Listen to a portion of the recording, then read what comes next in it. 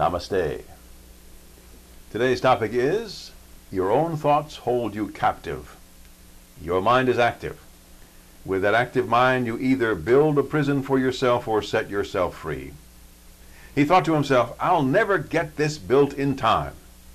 Ben was working on a fence to keep his goats corralled. They wandered off more than was tolerable. He had set himself a deadline of the 1st of the month.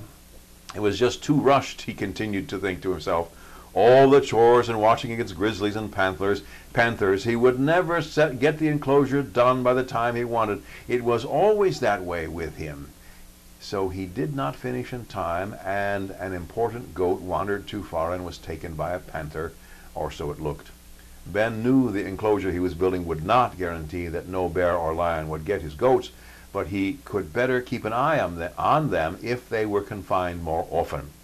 It occurred to Ben that he was always setting about deadlines for himself, but he always found other things to keep him from getting done what he wanted done by the time he wanted done. He sat on a stump and pondered. Yes, this was unusual for him. He was not much of a thinker. Now, wait a minute, he thought all the time, he realized. He looked up at his little homestead in the Alaskan countryside. He had a wife, Sally, and 3 small children, Ted, Ed, and Fred. Fred was really Frederica, but everyone called her Fred to keep the rhyme going. His family was Ben's joy. He had nothing to be extraordinarily concerned about in his life, but why was he never getting anything done as he wanted?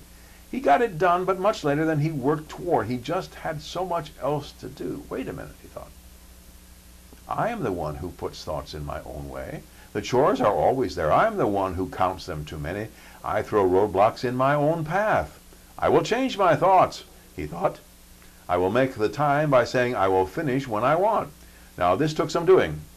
Ben found that he could not simply say, I will change my thoughts. He discovered he had to work at it.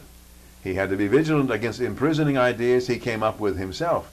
Over time, however, Ben did corral his own thoughts and made them serve him instead of him serving them.